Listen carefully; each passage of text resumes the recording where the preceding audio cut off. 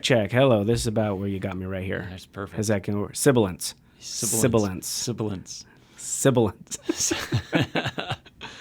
Yeah. You can use that for my lead in. Yeah. How you would take a quote.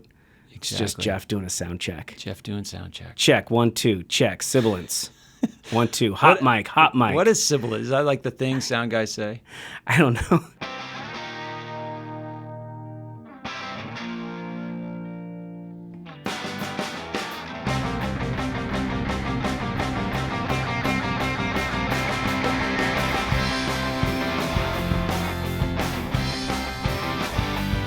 This is A New Angle, and I'm your host, Justin Angle, marketing professor at the University of Montana. This podcast is my chance to speak with cool people doing awesome things in and around the great state of Montana. Thanks for tuning in this week.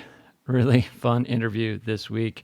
I got to sit down with Geoff Peddicord, who is the vice president and marketing director over at First Security Bank.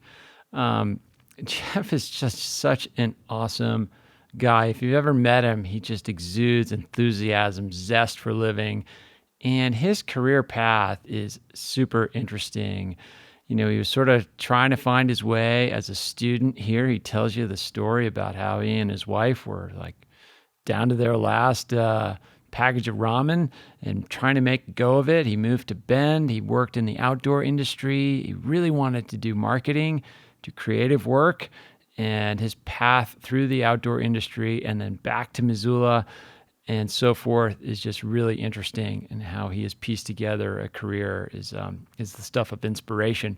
Geoff worked for a number of years over at Community Medical, and now he has been at First Security for a couple of years now and is just doing amazing work. And I asked him, hey, what about working for a bank in marketing is interesting? And he has a great answer for that, so stay tuned. Geoff also is super engaged in what we're doing here at the College of Business at the University of Montana. He sits on our advisory board, our departmental advisory board, and what that means is he just has great insights and advice for how we should be doing things here at the college and informs our curriculum. But he's also so game to step in on a moment's notice, speak in class, engage with students, and brings that passion to the relationship with the College of Business here, and it's really well appreciated. Geoff also, and we talk about this in the interview, he also has this little side gig he calls Brand Camp, which is basically a collection of marketing superstars in the area that swoop in and help organizations in need. So that's a fun part of the conversation as well. Anyway, really admire Geoff's work, his passion, his support of this program. He's been a big influence on how I approach this work, and I thank him for that. And anyway, I will turn it over to Geoff Peddicord. All right, so we're here today with Geoff Peddicord. Geoff, thanks for coming on the podcast. Thanks, Justin. So, Geoff, you are, I don't even know how to describe you. I mean, you're master of so many, all things brand in the Missoula community here, director of marketing, and is it vice president title at First Security Bank? Right, yeah. Yeah, and then before that, you were at Community Health for many years and prolific advisor to our programs here. And so we just want to thank you for being a part of this College of Business community. Right on. Thanks, man. It's definitely a community. Yeah. It feels like one, and it's just amazing the great stuff that we're doing here. Yeah, and in your spare time, you're a rock and roll star for Charlie Beaton's band, VTO, right? I don't know if I'd go to the lengths of star, but we do all right. VTO, it's a great little project we've got. If you're a careful listener, you would know that it's Geoff strumming the guitar for our intro, right? Matchstick Man, that's you on the guitar, right? Yeah, that would be Charlie and I on guitar, yeah. Very good. Okay. So, in all seriousness, so one might say, how does a guy, I mean, we'll go through your bio a little bit, but like, how does a guy who is passionate about creative, I mean, when I met you, you just seemed so passionate about the enterprise of being creative and branding and telling brand stories. And now you're at a bank. Like, what's creative about being at a bank? How is that interesting? Right. Yeah, I mean, that's kind of one of those things that even I was asking myself. I was at Community Medical Center for almost 10 years. Yeah. And which was a really great experience. And they were pretty forward thinking when they brought me in. One of the early organizations that really kind of understood, hey, you know, how do we bring these efforts that we've been outsourcing how do we bring them in-house? And so previously they were hiring agencies to do a lot of their work or things like that. Right. A great agency, actually. But, as they kind of started to say everything was being outsourced, and how can we kind of wrangle it a little bit? And that's kind of where I came in, and they brought me in, and I was able to put together a team, which I still utilize a lot today, and kind of build literally an in-house agency. And the whole concept was to deliver, literally industry-leading work that we could deliver at a wholesale price, Internally. And so that was a great experience for me to really be able to develop that team and work to develop these campaigns. At the time, it was an independent, nonprofit local hospital. Right. And, being a punk rock kid from the 80s, just that really resonated with me was, how can I kind of take this independent, nonprofit, DIY attitude and bring it into healthcare.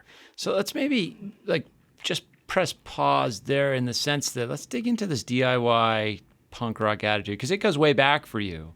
Yeah, it does. To your college days, you studied anthropology and then went and worked in the outdoor industry for some really sort of formative startup brands. Let's talk about maybe how you got into this craft of doing more with less or doing something with nothing. Right. Yeah. Well, I mean, I can even take it back further.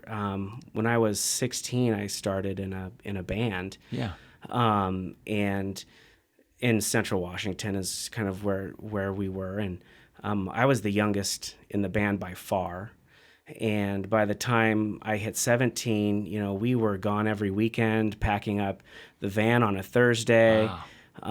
Hitting the road, playing Friday night, Saturday night, traveling late into the day on Sunday, getting back late Sunday night, getting up, going to school on Monday morning to do it all over again. And it was nuts. But this was before, social media, obviously. I mean, this is 85, 86. So, it was just about hustle. And it was about, how can we grab attention? Because really what we had were telephone poles and flyers.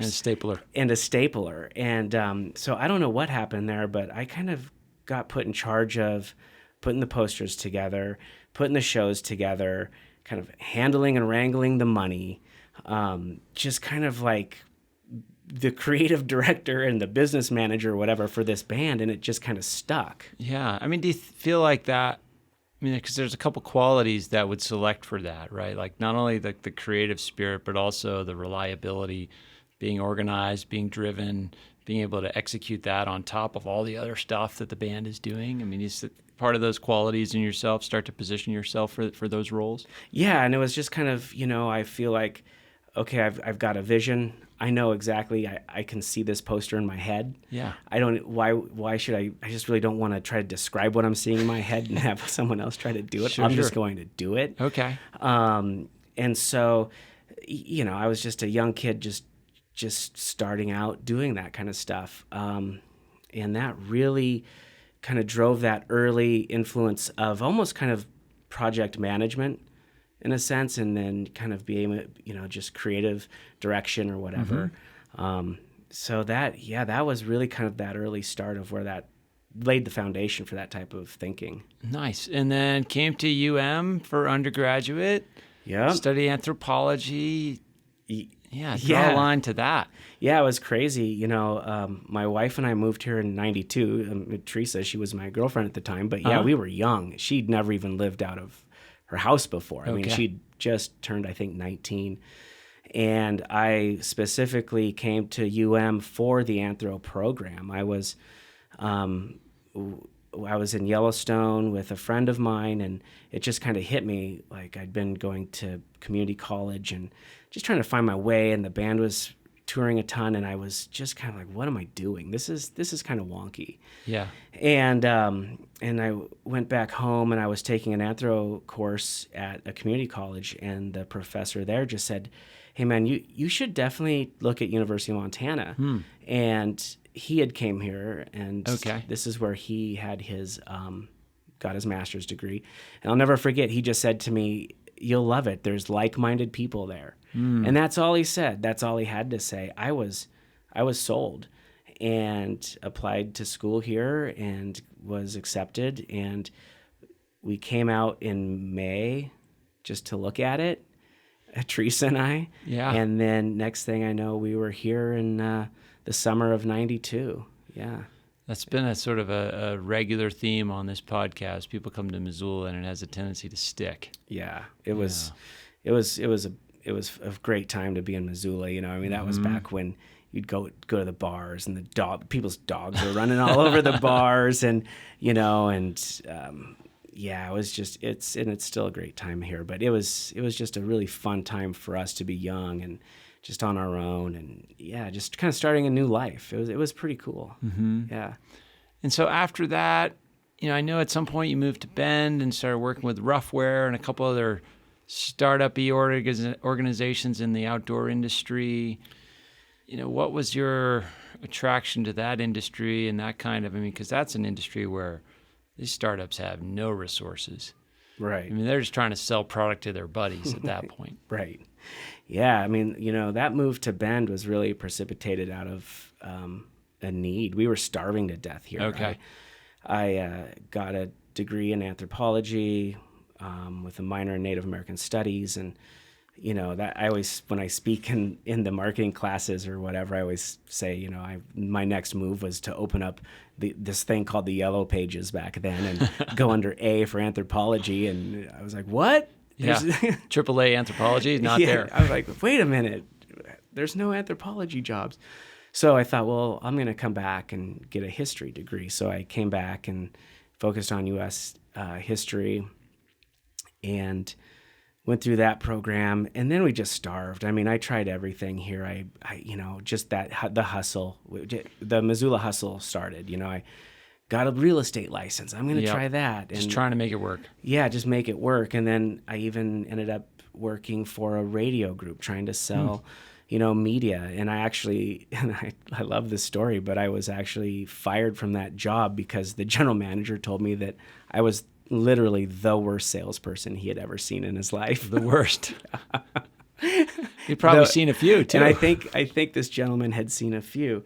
And so that really kind of, Teresa and I thought, you know, man, we're kind of starving here, and I'm so underqualified. I'm just not qualified for anything, and I didn't even really know that I wanted to be involved in marketing, or that was my passion, or you know what I was ultimately going to do. I just was like, I got to do something. Yeah. So we ended up thinking we wanted to move to Seattle.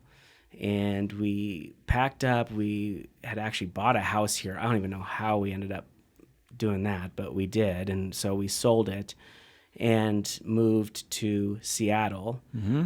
Lasted 3 months. I had gotten this job working for this real estate developer just as kind of his assistant, and my days were spent riding around in the back of like this stretch BMW. Ooh. It was the most bizarre experience I've literally ever had. Yeah.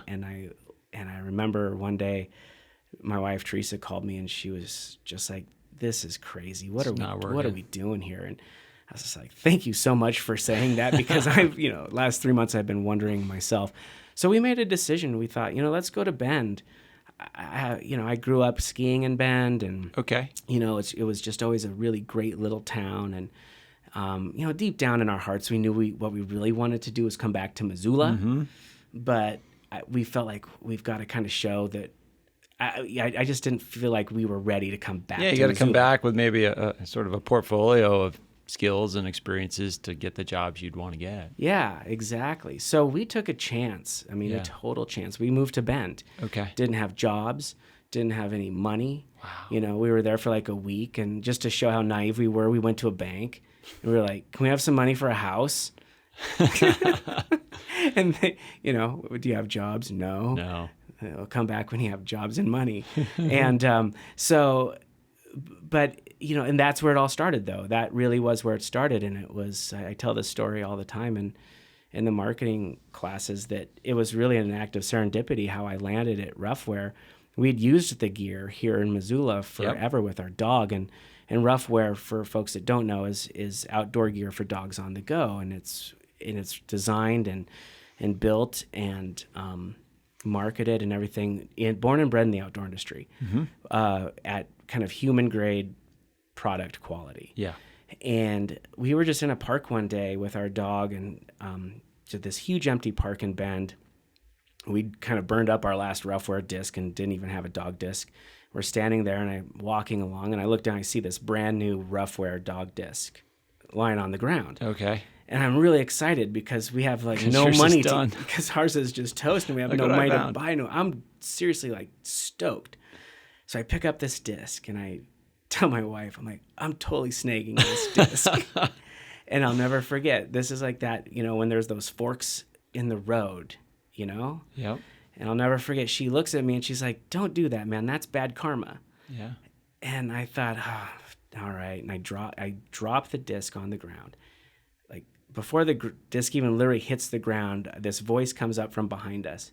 She's like, oh, there's my disc. Thank you for finding it. Oh, yeah, there it is. There it is. That karma came around quick. Yeah, it was just bizarre. And I turn around, and it was this gal, and we start talking to her and find out that her husband was the general manager of Roughwear. Oh, my gosh. Yeah, there you go. And so, of course, it's we love Roughwear, and we're from Missoula and new in town. And she says, they're looking for a customer service rep, and you should meet my husband. Yeah. So, yes, please. I mean, that's awesome. Perfect. So, I meet with him, and we hit it off. We're both super, we're into fishing and biking and boating and, all that stuff. And I came to work at Roughwear as their dealer service rep. And so it was great. I'd be on the phone, talking to Todd Frank at the Trailhead and what's going on in Missoula. Yeah. And filling all these dealer orders. And lo and behold, one day the owner of the founder and owner comes running up the stairs, and he says, hey, I had to let this one individual go, and she was the national sales and marketing manager. Okay. And he was literally, there was only 7 people that worked there at the time. Yeah, so who's next, right? Yeah, and he was kind of threw it out there, like, who wants the job? And I'm the new guy. I'd been there like 2 weeks. So I was 2 weeks in. I was expecting, everybody was just going to be clamoring all over each other for this job. Sure. And I looked down, and instead everyone's like heads down back at their keyboard, and both of your hands went up. Literally, they did. I had no idea what I was about to. I just literally rose my hand and I said, "Hey, man, I'm totally down with that. I'll do that job." And he's like, "Great, you start on Monday, no raise." All the title, none of the money, but tremendous opportunity. Yeah. I mean, it's kind of nuts because it was almost like wasn't even in control of my actions. I just was like, it was almost like it just something took over. And but that was it. That was the turning moment because I was so new. I didn't know anything. I didn't know the history. I didn't know the relationships there. I didn't know the opportunity because I was so new. But what all of a sudden, next thing I know is that Roughwear has this symbiotic relationship with Patagonia. Yeah. And collaborates with a bunch of brands, but Patagonia being very prominent in that collection. Yes, absolutely. So I had this opportunity to spend kind of the next almost 5 years of my life kind of in the hip pocket of all these people that are moving brand in ways that have never been done before. And lifestyle brand, too. Yeah. Brands that build community and get people involved and create a tribe. So these guys were doing some really fresh and new things in marketing at that time. Yeah, and and it was just that mentality of, we're not, I hate to say we're not trying because they were consciously working at it, but they let the brand speak for itself. They let the users be the voice piece and kind of the advocates for the brand, and they let that speak through their catalogs and their photography and the way they presented themselves. So it was really, it was so customer driven. Yeah. And are you thinking at this time about content explicitly, like the power of user imagery and customer lifestyle, and just trying to, sort of looking forward to where we're at now with how important is content is to any marketing organization. But back then, it's like that stuff is just starting to emerge. It was, yeah, and we were, and I'll tell you, one of the players, one of the innovators in my mind in that realm was Teton Gravity Research at the time. Absolutely. And I still am, but I was a massive fanboy of TGR, even, when I was a student here in Missoula. And yeah, so just for listeners that don't know, TGR is incredible, basically ski film making or adventure filmmaking group out of Jackson Hole. Right. Yeah, the Collins brothers went to school here, and and just great guys. And but they started with a website. And what they would do is they would have blog postings on their website. Yeah. And so this was way before early any sort of 2000s, social media. Yeah. I mean, this is so, you kind of either had to live, you could only kind of live through these experiences by watching their films, because there really wasn't a day. How can I interact with this brand on a day-to-day basis? It really didn't exist. So what they started doing was actually posting daily blog posts from their skiers and their athletes wherever they were around the world. So you would be, pop onto their website, and there'd be one of their skiers that was stuck up in Alaska waiting for a storm to break. Yep. And they're just kind of blogging about sitting in their hotel room, playing video games, whatever. Hopefully tomorrow will be Bluebird, and, going to ski some spines and whatever. And so that's kind of this weird, all of a sudden you start living through this portal. Yeah. I like that word, portal, because before, maybe you'd see these guys once a year in a Warren Miller film. Yeah. Right. But you wouldn't hear about the things they're doing in their daily life in between. And so, the blogging and then these other platforms created those opportunities. Yeah. And I said Collins, it was actually the Jones brothers, I think, that were here in Missoula. But yeah. And so that really that grabbed me pretty quick, that idea. For what we were doing at Roughwear, it was really interesting because we didn't have a marketing budget. We didn't, we had, I think I had 17 sales reps that were on the road throughout the United States, but you wouldn't see us in any industry publications in sense of like a paid ad. Sure. But where you would see us is we knew that our product spoke for itself.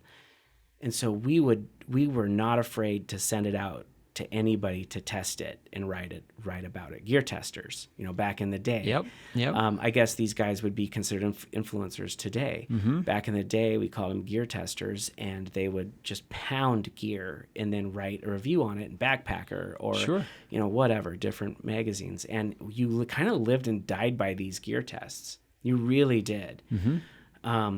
And so we would just start sending product out to these guys. And all of a sudden, you never knew when a gear test would come back, but you'd open up a backpacking magazine. It was like, oh my God, they just tested our float coat or whatever. And you wouldn't know those are coming. No. So then it would come, and then you got to kind of capitalize on that and all those things. Yeah. And then all of a sudden, once that issue hit, the phones would start ringing. And of course, then the dealer orders would come in because they're selling out of whatever product because of this review. So that was really how we moved it. Of course, then we did take a huge page from that Patagonia mentality, and we turned it into lifestyle. The photography was really rich. We worked with some amazing photographers in that industry to capture that feel of being out there with your dog. I know it's kind of crazy, but that's people are really into it. Yeah.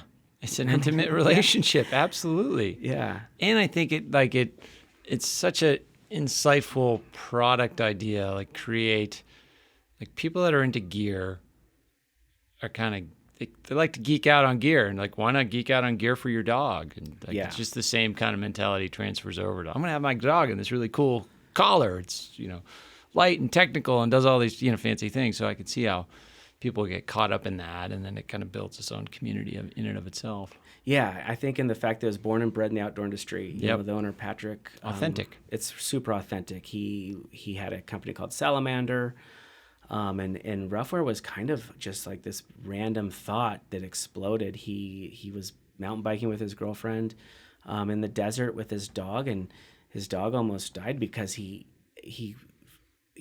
from dehydration. Yeah. And I think she had just said, it'd be cool as if you made like a nylon dog bowl. Sure. And he was really into materials and sewing and just kind of like design and everything. So he went and he built this collapsible dog bowl. And he was at Outdoor Retailer one summer for Salamander. It was a paddleboard accessory line.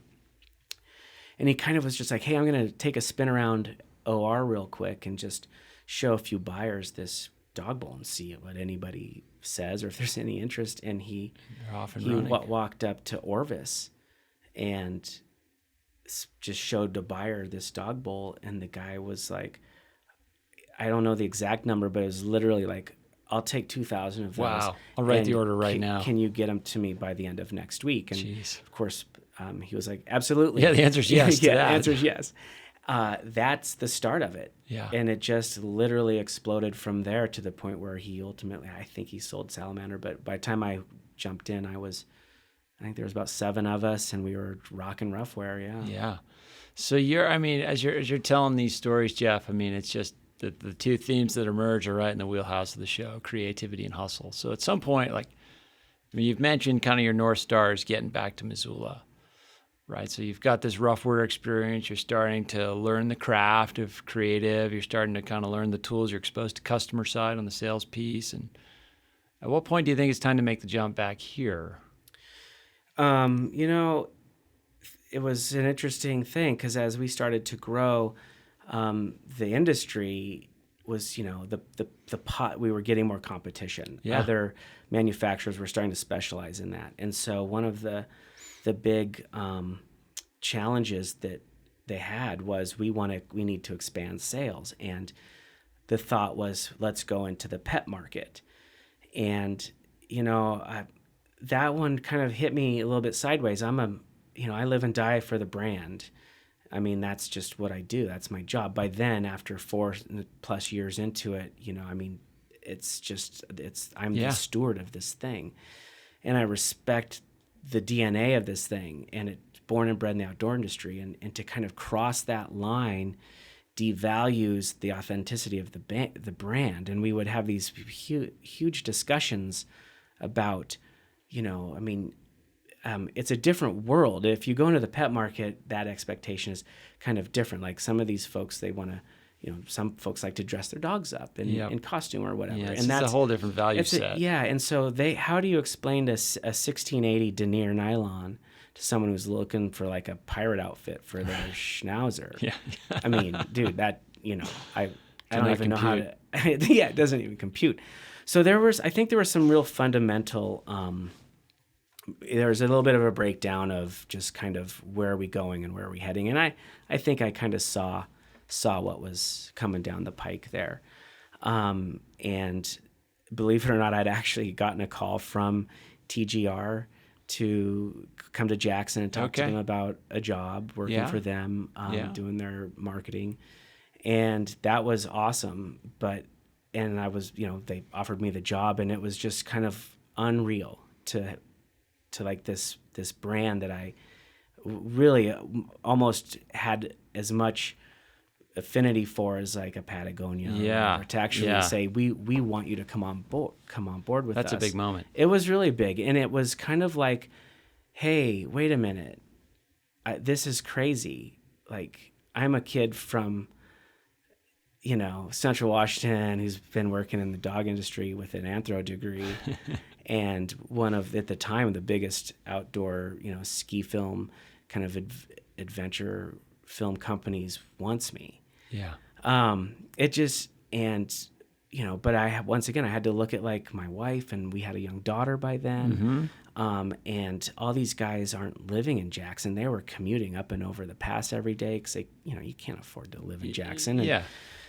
And, that was, I think, one of my first real adult decisions was to turn that job down. And that, man, I'll be on my tractor, like mowing and stuff every once in a while.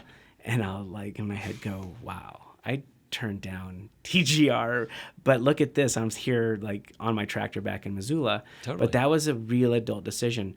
But it also was so eye-opening for me. Like, I can do it. I can do this now. I know what I'm doing. Like, I don't want to say like I'm a player, but but you get that validation, right? And Yeah. you can play in that, you can sort of swim in that sea or whatever Yeah. metaphor you want to use. Yeah, so we knew we wanted to get back to Missoula. I mean, that was just a given. The day we saw the M in our rearview mirror, we couldn't count the days fast enough to get back. Yeah.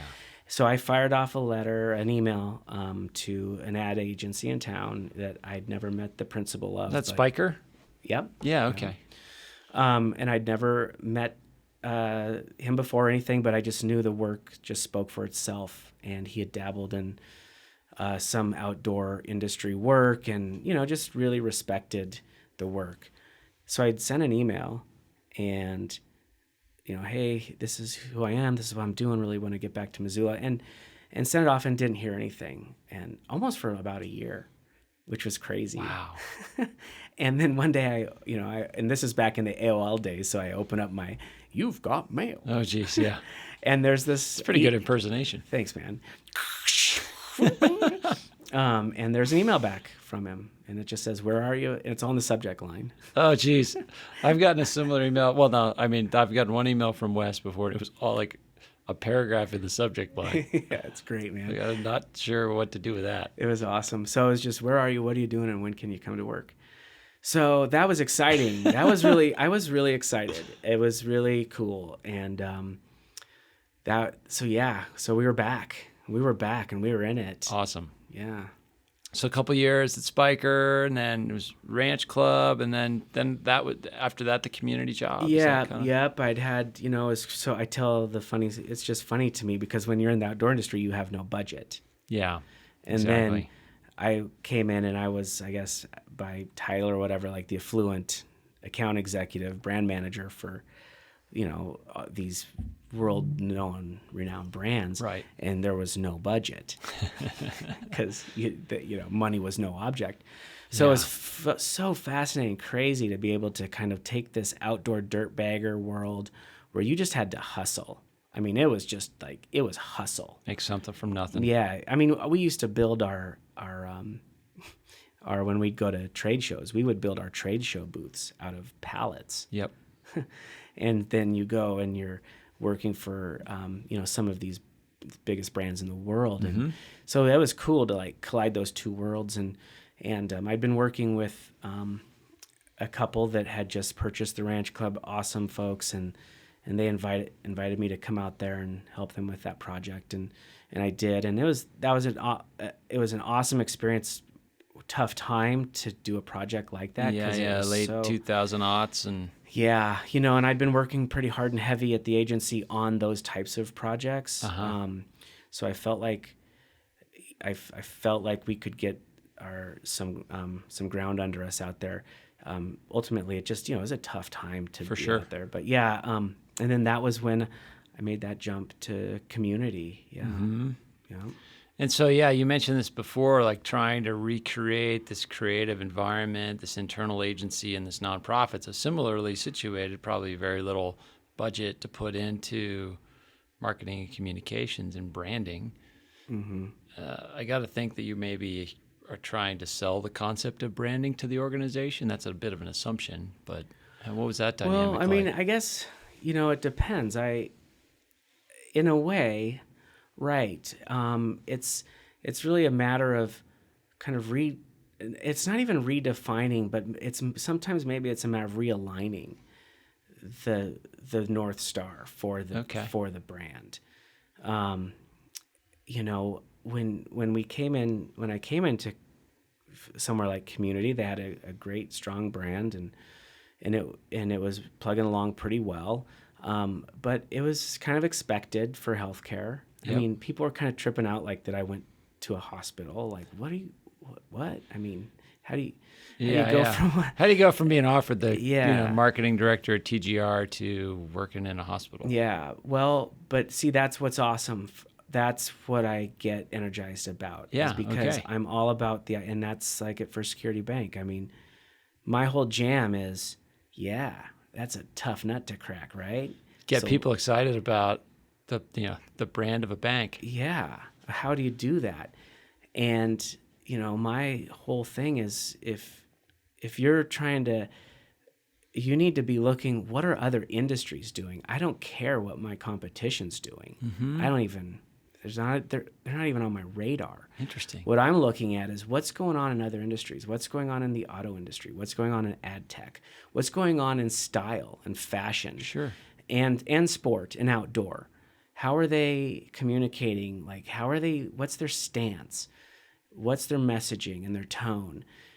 And it's not that I'm trying to bring that back and emulate it, but what I'm looking for is the thinking behind it. Yeah, what are some examples of things in those other industries that excite you or intrigue you or kind of catch your attention right now? I'm loving the short. It's a short message. You're just not seeing a lot of. They're not asking for a lot of mental capital to people don't have time to just consume a huge message from a brand right now. Yep. And it has to be really just almost fragmented out and just these quick hits and just these quick reminders. Thin slices almost. Yeah, thin slices. And then I'm just kind of looking at, I dork out, but I love to look at the imagery and feel and just like start to really catch myself. What's the emotion that I'm experiencing looking at this imagery? And, Okay. And my photographer that I've used and worked with for years, Athena. yeah, she's amazing. But we're just dorks that way. We've got like these files that we'll send back and forth of like, either imagery or I watch a lot of short documentaries about things and then we'll pass them back and forth. Sure. Just that idea of like, man, they really like, look how fast they got to the emotion of this piece. Yeah. Or whatever. And then that's kind of, it's just what's the spirit of it? Like, you know what I mean? I like how you put that too, like how fast they got to the emotion. And that's not to say that any of that creative was in a hurry, but just say that it just cut through the nonsense. Oh like my the gosh, essence came right through. I really like that phrase. Yeah, I remember people were always like, what's your favorite, ad or your Super Bowl ad or whatever, and honestly, like, Dodge, the God Made a Farmer piece, I was like on my couch crying like a baby within 10 seconds. And, because I'm a kid from Central Washington. Yeah, it resonated. I know that life. Like, I know those guys. You know what I mean? And like, if I think about it hard enough in my head right now, I could literally like get choked up because it's like just me. It's like, it's in my DNA. And so that's kind of what I'm looking for. And I know that not every piece is going to resonate with every person, so, and that's okay. So when we're out building our creative, the last thing I'm thinking about is I've got to, straddle a fence. Sure. There's a saying, for every one person you offend, you inspire thousands. And that's just the mindset we go out with. Yeah. And so what, when you're thinking about creative from the standpoint of First Security, what sorts of stories are you trying to tell to promote that brand? Yeah, well, it's such an iconic brand. Yeah. And it was taken really great care of from the agency.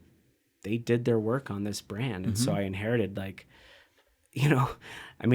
inherited a great brand. Right. Things are moving along very well. Yeah. But, it's a little bit of a different world today, and things change fast, but here's the deal about banking is the products are all the same. I mean, they really are. At the end of the day, I mean, from bank to bank, from institution to institution. It's hard to compete at product. Right. I mean, because you just regulate. It is what it is. Yeah. So when we're talking about like how do we kind of differentiate ourselves, or how do we, we're looking at like these other kind of a little bit larger ideas. And for this last campaign, the one that really stuck was, we're here for life. And how that all the different ways that word life can just all the different ways and things that means. Yeah. Because it really is the ability to, it is a bank. It's not, it's not super sexy, but if you think about the things that we do every day in our lives revolve around the ability to move and have access to our money. Mm-hmm. And it's like this substrate it facilitates all this important living. Yeah. Yeah. And so for us, it's just a matter of, I don't want to be expected.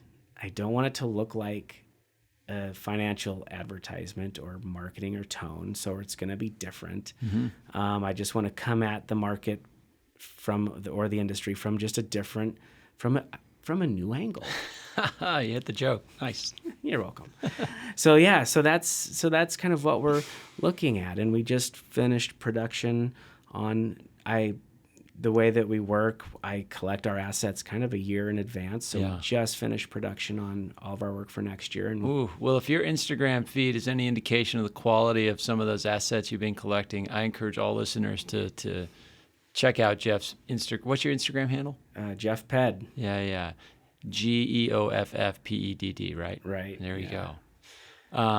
So, Geoff, I think we'd be remiss if we didn't just take a moment to talk about the awesome stuff you do through this brand camp organization. So you guys are like this, I almost think of you guys as like the Avengers of marketing in the Montana ecosystem. Like you swoop in and help out these organizations, these good organizations in need of branding or marketing help. So tell us a little bit about Brand Camp and what that's all about. Yeah, man, for sure. I mean, you kind of have your day job and you're just in it all day, and that's this focus. And but when we live in this creative space, you just kind of need something else to just kind of stay sharp and take the edge off a little bit, and actually maybe take some different chances, learn some different things.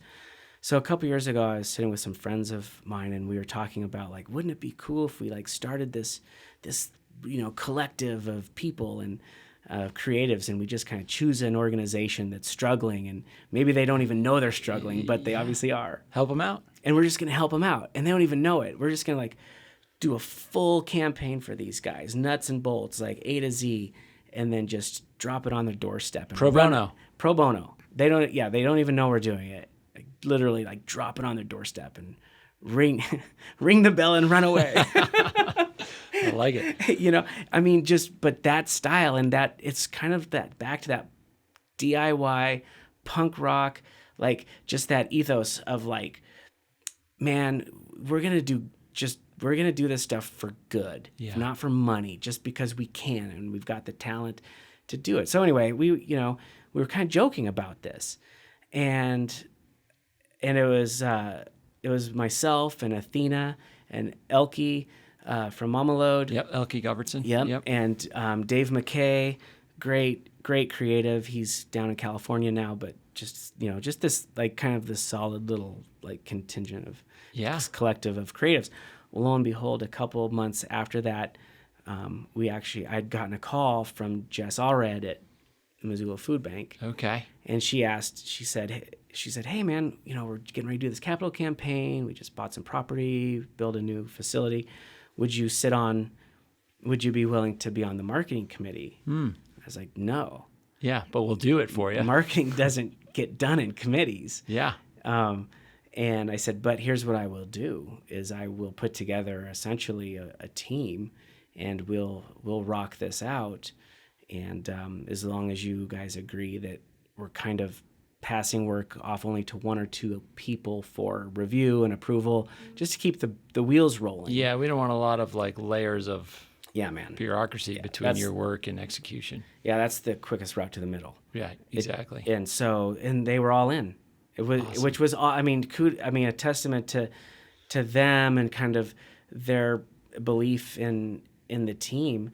And their sort of your humility to be able to open yourself up to help like that. Yeah. So we jumped in and started this, essentially the 1 in 6 campaign for the Missoula Food Bank. Yeah.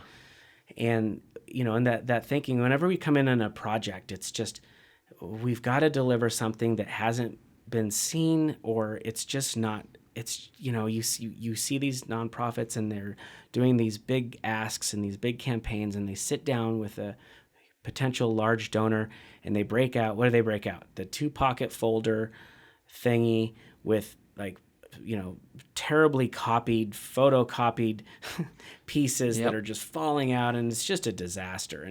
And so we thought, man, this is not this is different. These things need better. Yeah. So do you guys have like some sort of a secret handshake or like some like bat symbol that you put up that organizations can put up in the sky to find Brand Camp and get your help? It typically will start with someone reaching out to me directly. Yeah.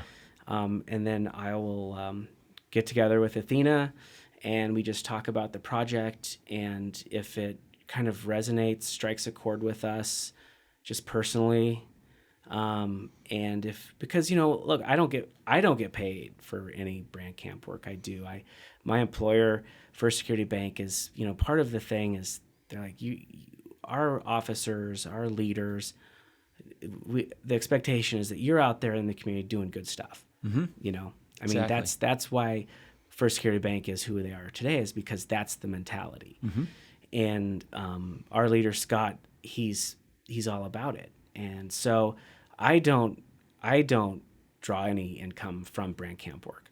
The team that we bring in, though, I do ask that they do it at a very, very, very reduced rate. Sure. So yeah, Athena and I we'll look at the project. We'll kind of talk about it. We'll actually meet 1 or 2 times about it. Really, it's not just a fly by the seat of our pants. It's like, hey man, can we get behind this?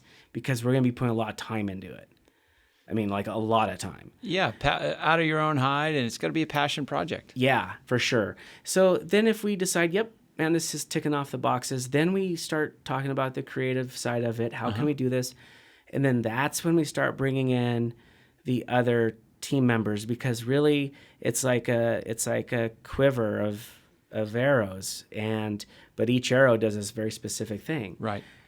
And has so specific designers, because I'm looking for a specific hand on this work, and there's specific writers, and different web folks or whatever. But so we kind of hand pick that team to do the project. Awesome. Yeah. And how many have you done to date? We're on I about. know you've done Zach recently, Yeah, or we in did process. Yep, we did the Zach. We did the Missoula Zootown Area Arts Collective. Yep. Is that? Yeah. Yeah, the Zach book. That was a fun project. We did the Missoula Food Bank. Mm-hmm. We're just involved in the Blue Mountain Clinic. Mm-hmm. That's a new one. And then we did a pretty large brand project for an ad tech firm. Yeah. Awesome.